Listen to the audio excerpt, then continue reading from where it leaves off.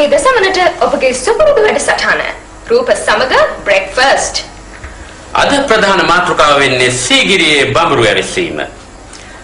සමහර බඹරු ප්‍රේමීන් උත්සාහ ගන්නවා සීගිරි ගලේ තියෙන බඹර වද වෙනත් ස්ථානයකට ගෙනියන්න. ප්‍රශ්නේ තියෙන්නේ වදවල නෙමෙයි. ඇයි මේ බඹර වද කාලාන්තරයක් තිස්සේ සීගිරි ගලේ තියෙන ඒවා? ඇයි බඹරු ඇවිස්සෙන්නේ?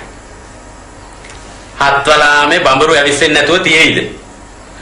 සීගිරියේ යනකොට ගෑනු ඇඳගෙන යන ඇඳුම් දැක්කම බඹරුන්ට විතරක් නෙමෙයි අපිවත් ඇවිස්සෙනවා.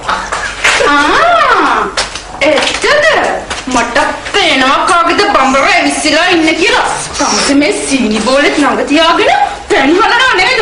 ලයිව් මම නොදන්න ලයිව්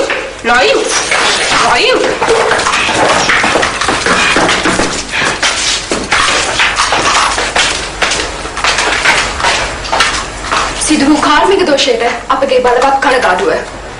අනේ සර් බුදු සර් මාව බේරගන්න සර්. කොටයිසේ තමුන්ට නායකරුන් මෙහාට ගෙන්න ගන්නවා. නායකරුන්ට මුණ දීලා මට හොඳට පුරුදුයි සර්. ඔයනේ මගේ පවුල. පවුල? ඔව්. ඉතින් අයිසේ තමුසේගේ පවුලගෙන් තමුසව බේර ගන්න මට පුළුවන්. මගේ පවුලගෙන් බේරිලා දැන් උගක්කත්. අයිසේ කරන්න පුළුවන් දෙයක් ගැන කතා කරනවා. බලන්න සර් මේ මනුස්සයා සුමානකින් ගෙදර ආවේ නැහැ. ඒ මදුවට අර සහාය නිවේදිකාවත් එක්ක මකුල් නටනවා. ඔන්න බලන්න සර් කියන කතා. අපි FM නාලිකාවල වැඩ කරනකොට හිතවත් ජෝඩු වගේ කතා කරන්නේ. ඔව්. මෙයා ඒකට සැක හිතලා සර්. එහෙමනම් මෙතන මේ වැරදි වැටහීමක් ඇති වෙලා තියෙයි. මේ වාගේ නාලිකාවල ඒ වාගේ දෙයක් කිසිම දවසක සිද්ධ වෙන්නේ නැහැ. එහෙනම් සුමානකින් ගෙදර ආවේ නැත්තේ? සුමානකි? හැබැයි ඉතින් ඒකට නම් උත්තර දෙන්න මට විදිහක් නැහැ. රූපස් සමුසේ තමයි ඒකට උත්තර දෙන්න. සමුසේ කොහෙද ගියේ? මං දෙහිවැද පවුලගේ ගෙදර ගියාද? එතකොට කොහොමද පවුල? මොනවා? එතකොට තමුසේ පවුල දෙක. නංගි ඔයා කොහෙද මේ? මං අපේ FM ඔෆිස් එකේ ඉඳන් එන ගම. ඔය දැන් මේ වැඩ කරන්නේ මොනේකටද දැන් මෙහාට ආවේ? නෑ මං ඇතුළට ගියේ නෑ. එළියේ ඉඳන් යාළුවෙක් හම්බුණා. යාළුවෙක් හම්බෙන්න ගියා නම් මෙච්චර කලබලෙන් දුවගෙන ඉන්නේ. මං මේ ප්‍රශ්නෙට උත්තර දෙන්න කලින් ඔයා කියන්න ඔයා එන්නේ කොහෙන්දද කියලා. මං අර හැපැත්තෙන් කමියුනිකේෂන් එකට ගියා. IDD කාල් එකක් ගන්න කියලා. අපි අර හන්දියේ අච්චර කමියුනිකේෂන් 3-4ක් තියදී ඔයාට ඔය කෝල් එක ගන්න මෙතෙන්ට මෙන්න ඕන නේද?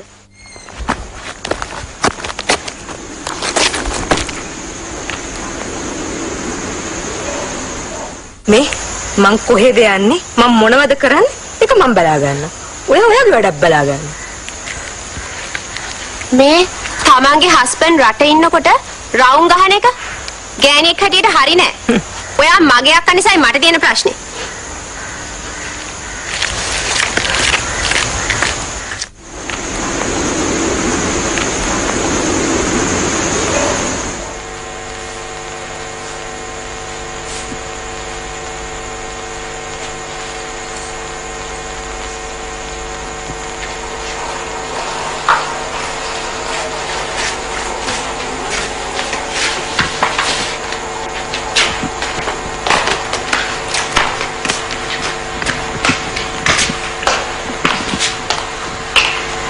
සරා දන්නවද නිමේෂ කරලා තියෙන වැඩේ? ඒ මොකද්ද? අපි හිතාගෙන හිටපු නිමේෂ නෙමෙයි යා. යා ලොකු කඩුල්ලක් පැනලා. කඩුල්ලක් පැනලා? වැල්වට අරන් නැතුව කියන්නකෝ. නිමේෂ ගමේ ගිහිලා තියෙන්නේ. බබෙක් හම්බෙන්න ඉඳලා. මොකක්? ඔයා මොනවද මේ කියන්නේ? අපි කාටවත් නොකිය යා ගමේ ගිහිලා තියෙන්නේ. කාගෙන්ද කරදරේ වැටිලා. බබෙක් හම්බ වෙන්න ඉඳලා. ඉතින් එයා කාගෙන්ද කරදරේ වැටලා තින්නේ? ඒක නම් කියන්න දන්නේ නැහැ. හැබැයි මෙතන මොකක් හරි ලොකු රහසක් තියෙනවා. මොකද එයා අනුෂිට කියලා තියෙනවා අප්සරාට මුණ දෙන්න බෑ කියලා. මට මුණ දෙන්න බෑ කියලා? ඒ මොකක්ද ඒ කතාව තේරුම? අනේ මන්දා මටත් හිතා ගන්න බෑ. ඉතින් රුචිර මොනවද අයියා කිව්වේ? විනයා මිනිහා හරි හිතේ වේදනාවෙන් කතා කරේ. එයාගේ මේ අක්ක ඇවිල්ලා මෙහි ඔක්කොම වැඩේ ඇනුවා කියලා. මං කිව්වා ඔයා දුක් වෙන්න එපා. ඒකිනුත් ප්‍රයෝජන වැඩක් වුණා කියලා. මොකද ඒකෙන් වෙච්ච ප්‍රයෝජන වැඩි? ඇයිලා මේ දැන් ගෙදර අය දැනගත්තනේ ඔය දෙන්නගේ සපෝට් එකට අපි දෙන්න ඉන්නවා කියලා. නංගිට අසාධාරණයක් වෙන්න මේ අක්ක ඉඩ තියන්නේ. හේ මේ මස්සින මස්සිනත් එහෙමම තමයි. මේ වෙච්ච දේ හින්දා ඒගොල්ලෝ වෙඩින් එක ඉක්මන් කරයිද දන්නේ නැහැ. නංගි පොඩ්ඩක් බය නැතුව ඉන්නකෝ. මම මේ තත්ත්ව වෙනස් කරන්න මොන හරි දෙයක් කරන්න. පීස නැතුව මිනිස්සු ඉතාලිය යන මට එක දෙයක්ද? ආනන්ද මේ මිනිස්සු ඉතාලිය යවන එකයි මේකයි එක ප්‍රශ්නයක් නෙමෙයි. ප්‍රශ්න දෙකක්. හරි මම එක මේ කිව්වේ මගේ හැකියාව ගැන උදාහරණයක් විදියට. මම මේකට දෙන්නම් හොඳ බ්‍රිලියන්ට් උපක්‍රමයක්.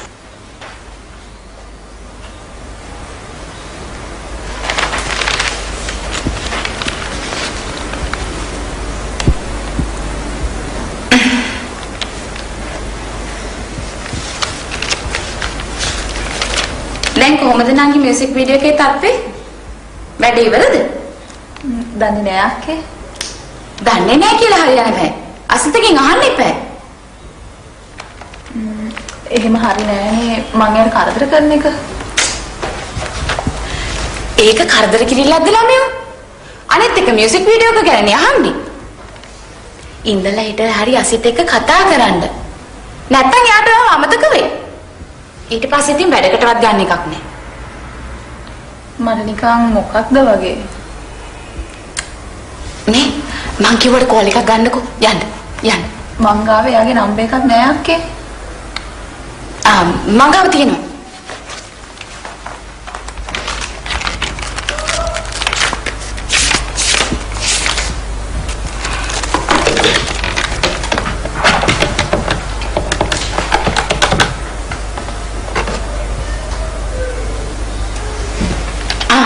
රින්ග්ස් යනවා. එන්න.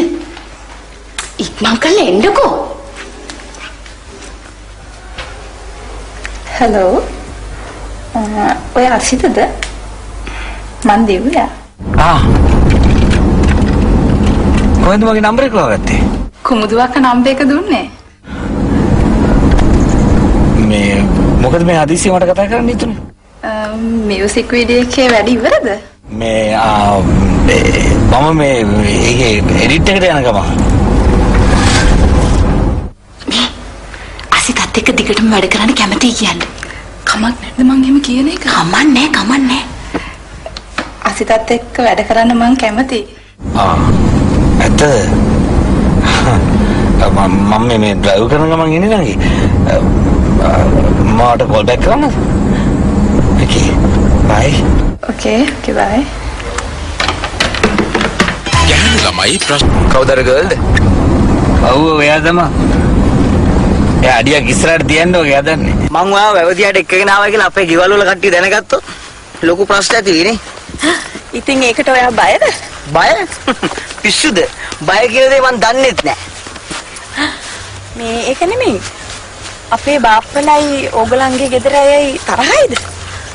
තරහක් කියලා නෑ. හැබැයි වැඩි වචනයක් නෑ. හෙන්රි අංකල්ලා හොඳයි. දැක්ක තැන හලෝ කියලා කතා කරනවා. ඒකට සුජාතා ආන්ටි කතා කරලා දෙන්න කිසි රහක් නෑ. එයා හිතන් ඉන්නේ අපි යාගේ දුවරු ඩෑ ගන්න බලන් ඉන්න මාර පුත්තු කියලා. ඒ කියන්නේ සීතල යුද්ධයක් තියෙන්නේ. ඔව්. හරියට නිකන් ඇමරිකාවයි රුසියාවයි වගේ. ඉතින් අපේ සුජාතා ආන්ටි සැක කරන විදිහට ඕගලන් ගෙදර කවුරු හරි අපේ ගෙදර ඉන්නේ දූරුත් එක්ක යාළු වෙන්න උත්සාහයක් දරුවද? අපේ ලොකු අයියා නම් කොහමද කියලා මම දන්නේ නැහැ. හැබැයි මං ගැන දන්නා පෞද්ගලිකව මම නම් එවැනි දෙයකට අත ගහලා නැහැ. ඒකට විශේෂ හේතුවක් තියෙනවද?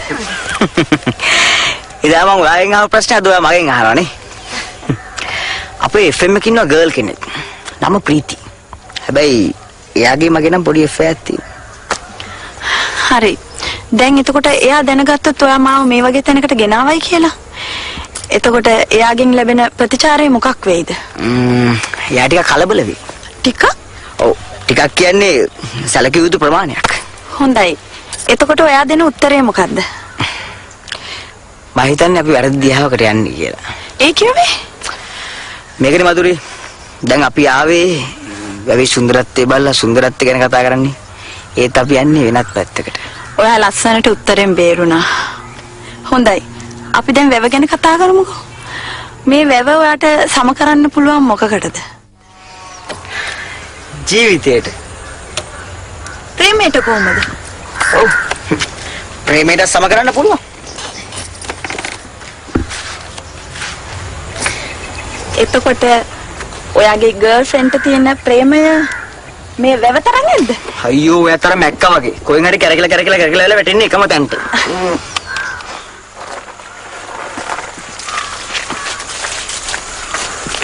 ලොකු කොමදුරි මන් දැක්කා එහා ගෙදර පිරිමි ළමයාත් එක්ක බයික් එකේ නැගලා ගියා.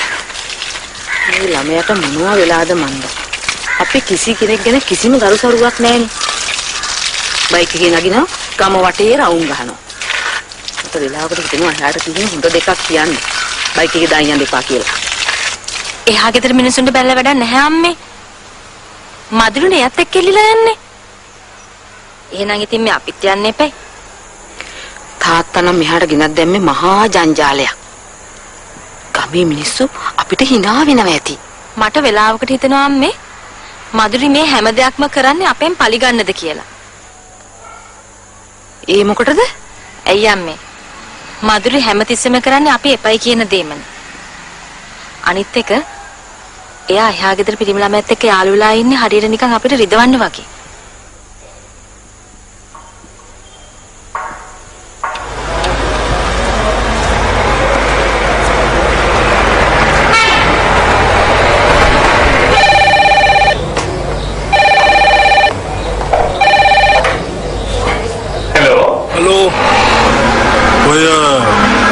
සුදු ප්‍රේමසිරිද කතා කරන්නේ. හලෝ ඔය කවුද කතා කරන්නේ? මම තමයි කෙසෙල් වත්තේ කොට්ටෝරුවා. මට කෙහෙල් ගහටත් කොටන්න පුළුවන්. වෙන්න බෑ. වෙන්න බෑ? ඒක කොටපු වෙලාවට බලාගමු. හොඳයි. දැන් ඔය කොට්ටෝරුවා මොකටද කතා කරන්නේ? කොණ්ඩ සුදු ඔය ලොකු අතු අල්ලන්න නේද යන්නේ? හැබැයි ඔහෙට වෙන්නේ අත්තත් කඩාගෙන පස්ස බිම ඇනගන්න.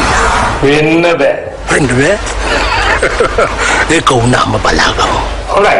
දැන් මගේ පස්ස බිම යන්නයි කියමුකෝ. ඒකෙන් කොට්ටෝරුවට ඇති වෙන්නේ මොකද්ද? කොණ්ඩ සුදු ඔය අහිංසක කුරුළු කූඩුවක් කඩන්න යන්නේ. ඒක මේ කොට්ටෝරුවට බලාගෙන ඉන්න බෑ.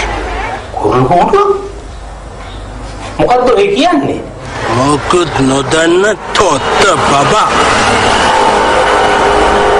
ඔයගේ බාලදුවයි රුචිර කියන අහිංසක හාදයයි අතර තියෙන සම්බන්ධය කඩන්න හදන්න එපා. තේරුණාද? හොඳයි. ඒක නැති කළොත් ඔහෙ මොනවා කරන්නද? එහෙම කළොත් මේ කොට්ටෝරුවා මේ සේරම විස්තරේ කියනවා බෙන්ජමින්ට.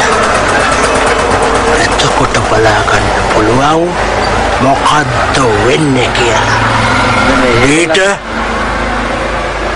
කොට්ටෝරුවා අනේ මේ ඒක විතරක් ඒගොල්ලන්ට නම් කියන්න එපා. මේ කොට්ටෝරුවා ඇයි? මොකද උනේ? මන් දන්නේ කොට්ටෝරුව කියලා කෝල් එකක් දුන්නා. කොට්ටෝරුවද පිළිහුඩුවද දන්නේ නැහැ. ඌ හදනවා අපේ චූරිදෝගේ රුචිරගේ හුටපතේ අර බෙන්ජමින්ලට කියන්න මානේ ලොකු විනාශයක් වෙන්නේ ඉන්නේ. අයියෝ ඒගොල්ලන්ට දැනගන්න නම් ඉඳ තියන්න එපා.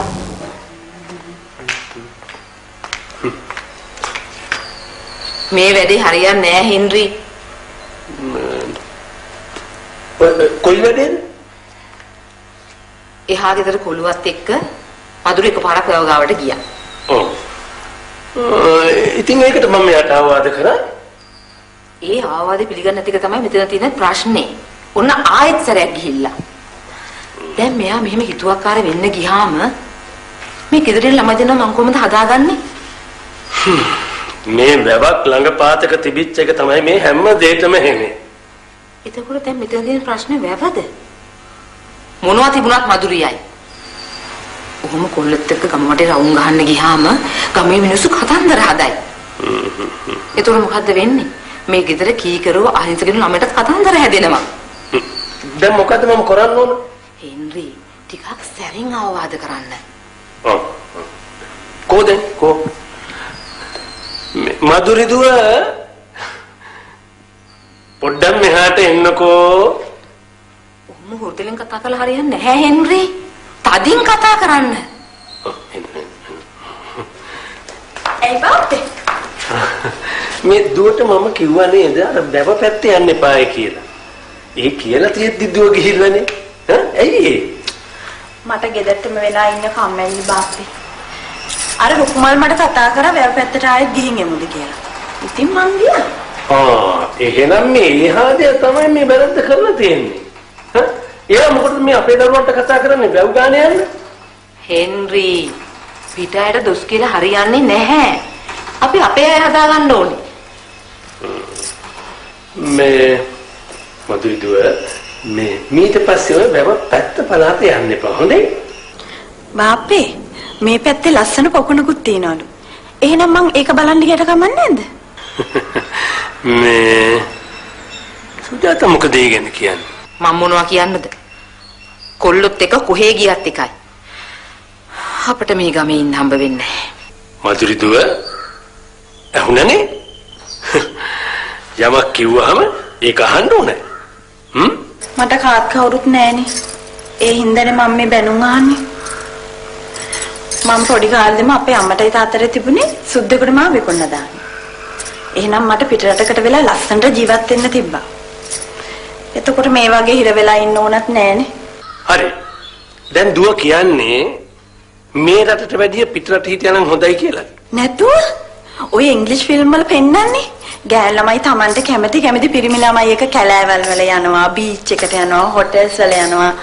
එතකොට නයිට් ක්ලබ් වලත් යනවා. තව කොච්චර දේවල් කරනවද? පේනවද මේ කතාව? මෙහි හිටියට හිත ඇමරිකාවේ. මේ ඕනනම් යාට ඇමරිකාවට යන්න කියන්න. අපිට අපි දරුවෝ ටික හදාගන්න. මధుරි දුව අපි මේ ඉන්නේ ලංකාවේ. මේ ලංකාවේ හොඳ සිරිත්‍රයක් තියෙනවා. හොඳ හැදියාවක් තියෙනවා. ඒව හැල්ලු කරන්න එපා.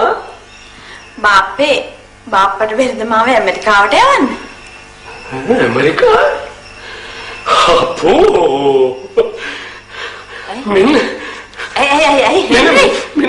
ඇයි මොකද උනේ? මෙන්න මගේ පපුව දෙන්න. ඇමරිකාවේ